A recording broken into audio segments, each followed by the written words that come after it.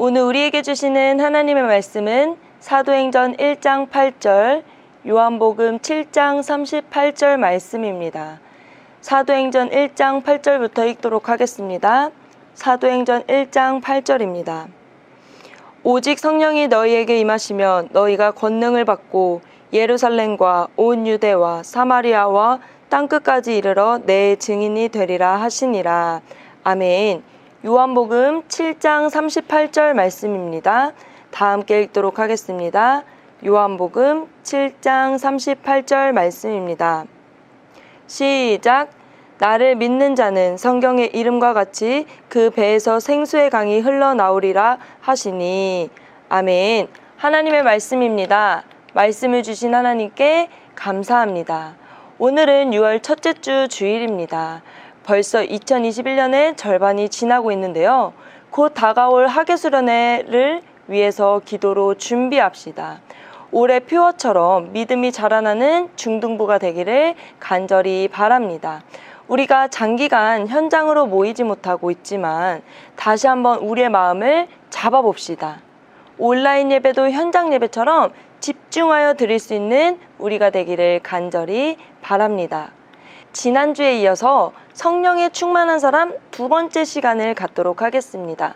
지난주 말씀을 생각해 볼까요? 이 시대에는 두 가지 부흥이 드러난다고 했는데 세상 충만과 성령 충만이라고 했습니다. 세상의 것을 의지하고 죄로 가득한 사람은 세상 충만한 사람입니다. 반대로 하나님을 의지하고 성령의 역사가 드러나는 사람은 바로 성령 충만한 사람이라고 했습니다. 우리 중등부 친구들, 우리 성령 충만합시다. 오늘은 성령 충만으로 가는 과정에서 성령 충만의 능력에 대해서 살펴보고자 합니다. 매번 성령 충만해야 된다고 말은 들어서 알지만 성령 충만하면 좋은 점이 분명히 있기 때문에 받으라고 하겠죠. 오늘 그것이 무엇인지 나눠보도록 하겠습니다. 예수님께서는 요한복음에서 우리에게 부어주실 성령의 역사를 물로 비유하여 설명해 주셨습니다. 요한복음 4장 13절 14절입니다.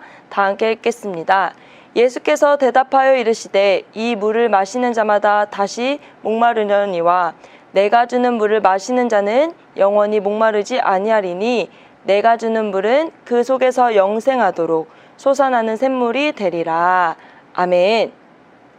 요한복음 4장에서는 성령의 역사를 마르지 않는 샘물에 비유하고 있습니다. 여러분, 목말라 본 적 있나요? 전도사님은 물을 잘 안 마시는 편이에요. 건강을 위해서 물을 많이 마셔야 된다는 건 알지만 목마름을 잘 못 느끼는 편입니다. 그래서 하루에 물을 많이 먹어야 한 컵 정도 마실까 말까 한 정도인데요. 전도사님이 고등학교 때 필리핀에서 지냈다고 했었죠. 거기서 소풍을 가게 됐습니다. 전도사님이 살던 곳은 바기오라는 곳인데 지대가 높아서 선선한 날씨였어요. 그런데 소풍을 가는 곳은 2시간 이상 떨어진 곳으로 아주 더운 곳이었습니다. 소풍 가는 날 엄마가 얼음물을 싸주셨는데 아침에 그게 들고 가기가 너무 귀찮은 거예요. 얼음이 녹으면 물이 뚝뚝 떨어지잖아요. 그게 너무 싫어서 그냥 안 먹는다고 하고 목이 안 마를 줄 알고 두고 갔습니다. 전도사님이 동생들은 좋다고 챙겨갔어요. 소풍을 갔는데 그곳이 정말 더운 거예요. 전도사님이요, 땀이 원래 없는 편인데 태어나서 그렇게 땀을 많이 흘린 날은 그날이 처음이었던 것 같아요. 진짜 집에 가서 보니까 땀띠가 날 정도로 정말 땀이 주룩주룩 흘렀던 그런 날입니다.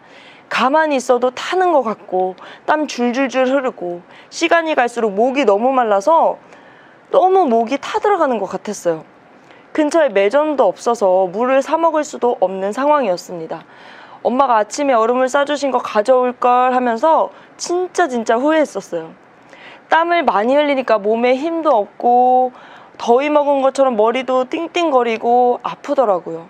그렇게 점점 눈이 풀리고 힘이 없을 때 전도사님이 동생들과 함께 갔었는데요. 동생들이 갑자기 나타나서 물을 주는 거예요.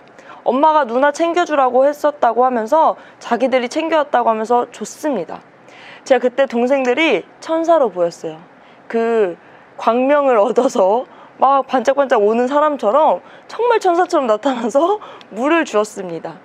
그리고 물 한 모금을 마셨는데 와, 그때 진짜 살 것 같다라는 말이 뭔지 알겠더라고요. 소생이란 단어를 들어보신 적이 있을 거예요. 의미가 무엇이냐면 거의 죽어가다가 다시 살아난다는 뜻입니다. 진짜 죽을 것 같았는데 물을 마시니까 살아난다는 기분이 들었습니다. 그렇습니다. 목말라 죽어가는 사람이 샘물을 마시고 소생하는 것처럼 누구든지 예수님을 구주로 영접하면 제사함을 받고 새 생명을 얻게 됩니다. 죽음이 아닌 생명의 길, 하나님의 자녀로 거듭나게 되는 줄 믿습니다. 이것이 바로 성령의 역사입니다. 샘물과 같이 우리를 살려주시는 생명의 능력, 생명의 역사입니다. 우리 중등부 친구들과 선생님들 가운데에도 생명의 역사, 성령의 역사가 일어날 줄 믿습니다. 우리 모두 예수님을 믿기 때문에 구원을 받았습니다. 우리 안에 생명의 역사가 분명하게 일어났다는 증거입니다. 전도사님은 이 역사가 일어났다는 그 증거들로 기쁨이 솟아나고 지치지 않는 마음을 주셨다고 생각합니다.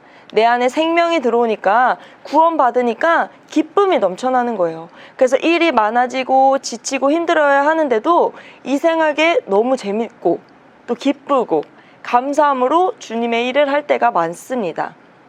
이런 마음도 모두 성령의 역사입니다.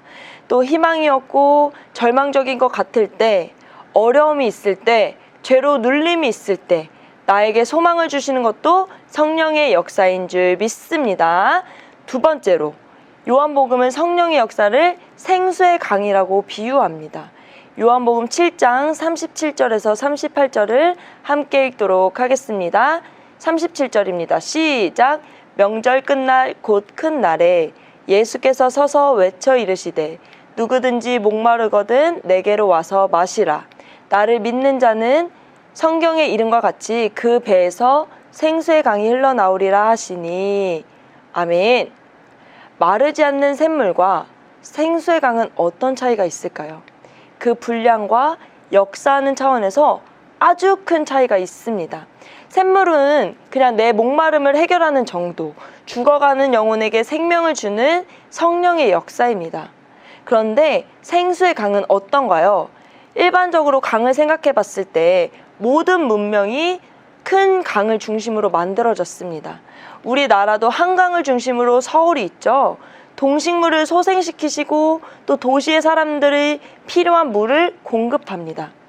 그래서 예수님께서 강에 대해서 말씀하신 것은 강 같은 은혜의 역사, 성령의 충만한 넘치는 역사를 의미하는 겁니다. 도시가 소생하고 모든 민족이 부흥되는 역사, 개인의 영혼 구원의 차원을 넘어서 나 외의 모든 것을 소생하는 것을 의미합니다.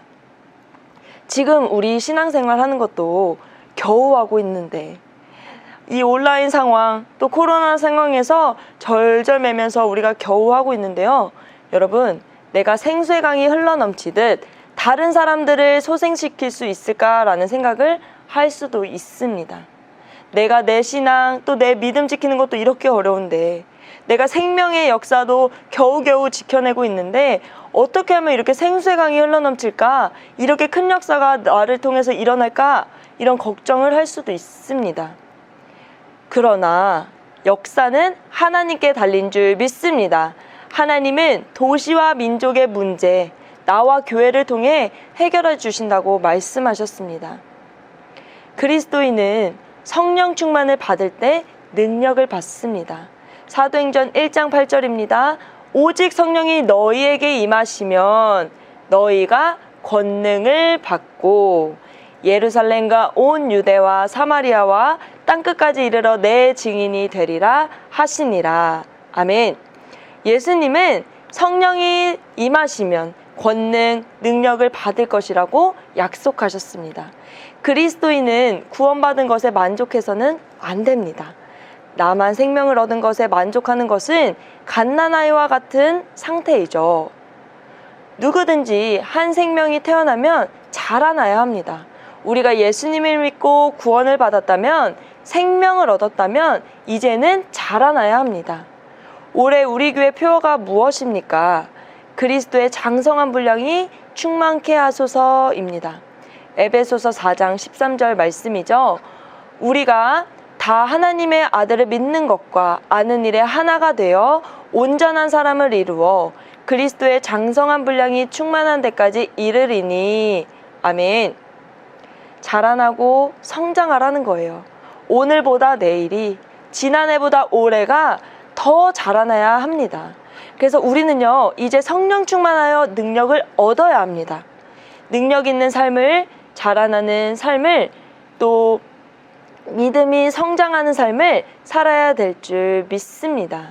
그런데 아직도 많은 그리스도인들이 생명의 역사에서 머무르고 있습니다.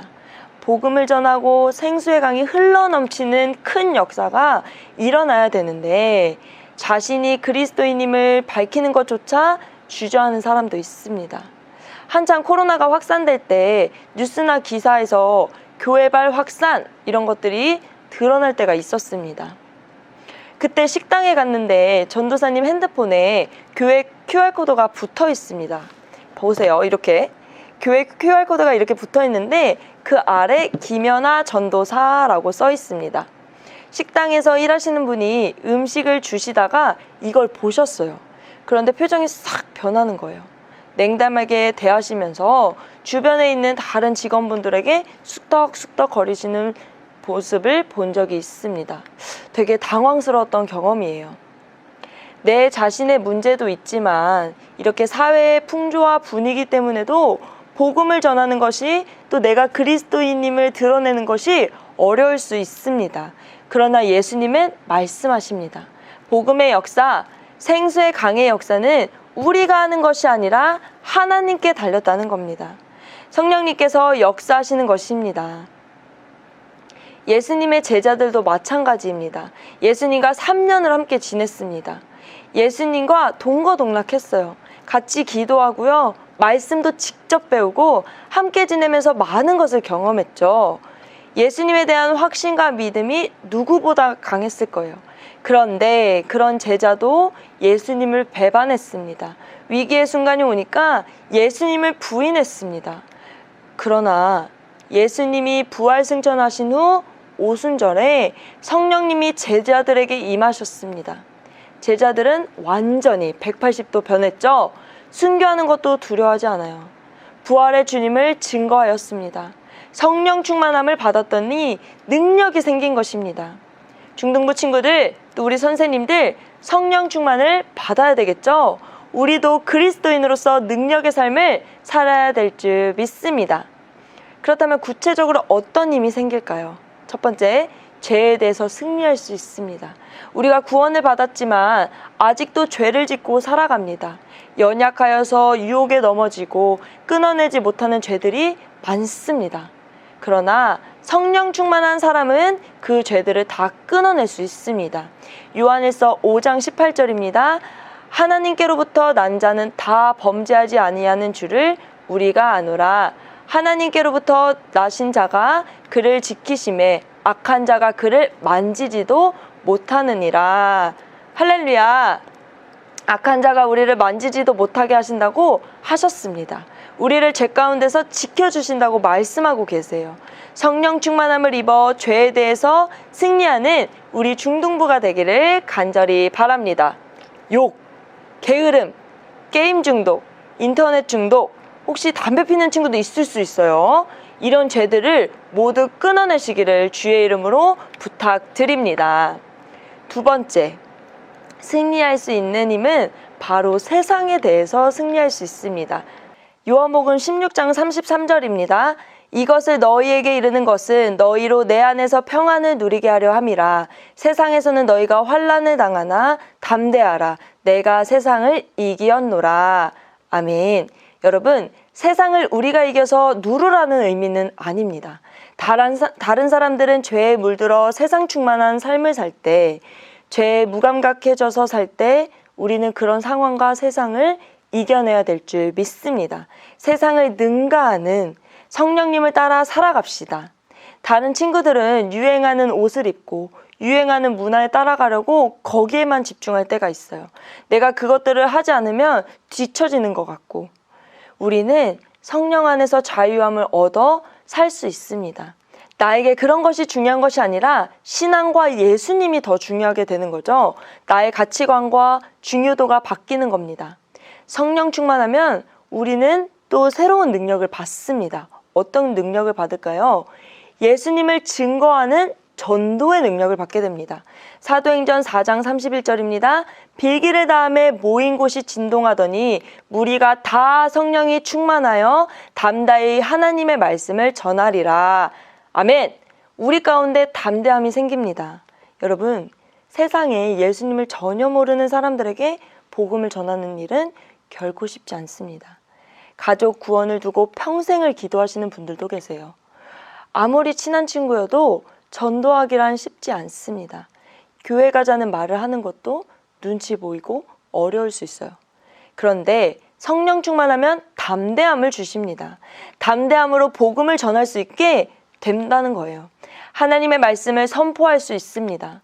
성령 충만한 중등부 됩시다. 오늘도 예배드리지 않는 친구가 있다면 담대히 전하세요. 얘들아, 예배드리자. 그리고 오늘도 줌모임을 하지 않는 친구가 있다면 빨리 들어와! 라고 힘써서 전할 수 있는 우리 친구들이 되기를 간절히 바랍니다. 또 여러 가지 성령 충만함을 받으면 능력이 생기겠지만 마지막으로 기도의 능력을 받습니다.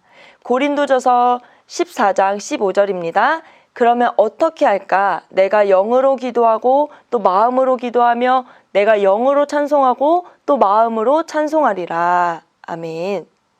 여러분, 기도하는 것이 어려운 분이 있을 거예요. 기도는 하라고 하는데 5분만 해도 기도할 게 없고 기도 다 한 것 같다는 생각이 들 수 있습니다. 전도사님이 동생들도 기도를 하라고 계속 얘기를 합니다. 근데 제가 어느 날 너네 왜 자꾸 기도 다 했다 그래? 하지도 않으면서 라고 물어본 적이 있었어요. 그랬더니 뭐라고 하냐면 자기들은 기도가 어렵다는 거예요. 나 기도 다 했다는 거예요. 그래서 5분도 안 했는데 무슨 기도를 했다는 거야? 라고 물으니까 기도할 게 없고 힘들고 또 5분이나 했는데 더 이상 기도하는 것이 어렵다고 얘기한 적이 있습니다. 혹시 우리 중등부 친구들과 선생님들 가운데에도 기도에 어려움을 겪고 있는 분 계십니까? 성령 충만함을 구합시다. 성령님께서 영으로 기도하게 하시고 마음으로 기도할 수 있게 도와주실 줄 믿습니다. 성령 충만함으로 기도의 능력을 경험하는 우리 중등부가 되기를 간절히 소망합니다. 말씀을 정리하겠습니다. 여러분, 성령 충만함을 받읍시다. 성령 받는 것은 마르지 않는 샘과 같습니다. 우리의 목마르고 죽어가는 영혼에 생명을 부어주는 생명의 능력입니다. 그러나 여기서 안주해서는 안 됩니다. 우리는 신앙과 믿음이 자라나도록 해야 합니다. 점점 더 예수님을 닮아가야 합니다. 그러기 위해서는 성령 충만함을 입어야 될 줄 믿습니다. 내 안에서 생수의 강이 흘러넘치는 우리 중등부가 되기를 간절히 소망합니다. 우리를 통해 복음이 넘쳐흐르도록 또 복음이 전해지도록 힘써야 될 줄 믿습니다. 여러분, 걱정하지 마세요. 성령 충만함을 받으면 우리는 힘과 능력이 생깁니다. 죄에서 승리할 수 있고요. 세상에 대해서 승리할 수 있습니다. 또 전도와 기도의 능력을 받게 됩니다.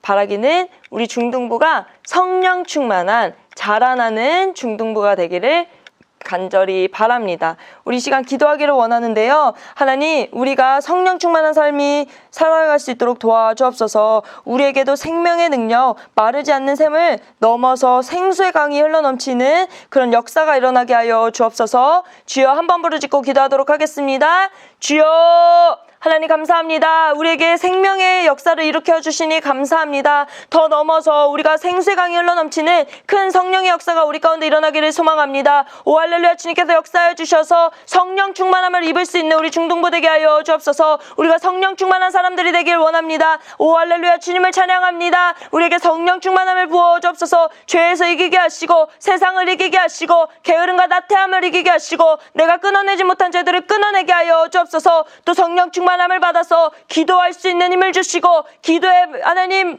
응답받는 그런 경험들을 할 수 있는 우리 중등부가 되게 하여 주옵소서. 또 우리 친구들과 함께 하여 주셔서 전도할 수 있는 힘을 허락하여 주옵소서. 담대히 전하겠습니다. 복음을 전하겠습니다. 오 하나님, 우리에게 보내주신 가족들과 또 믿지 않는 친구들이 있습니다. 우리가 그 사람들에게 복음을 전할 때 담대히 전하게 하시고 열매 맺게 하여 주옵소서. 성령 충만케 하여 주옵소서. 내가 자라나게 하여 주옵소서. 성장케 하여 주옵소서. 그냥 갓난아이와 같지 아니하게 하시고 점점점 장성한 분량에 이를 수 있는 우리 중등부가 되게 하여 주옵소서.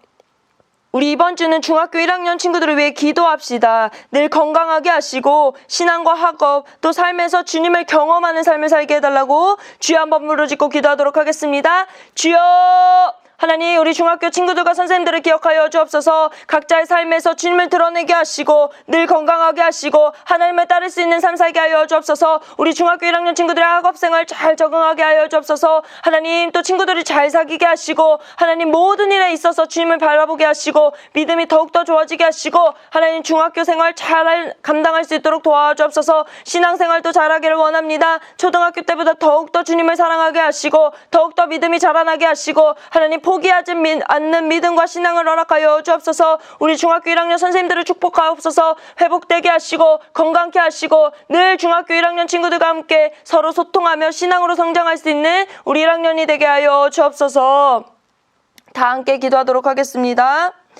성령님 감사합니다. 우리에게 생명을 주시고 구원받게 하시니 감사합니다. 이제는 생수의 강이 흘러넘치듯 우리를 통해 복음이 전파되게 해주세요.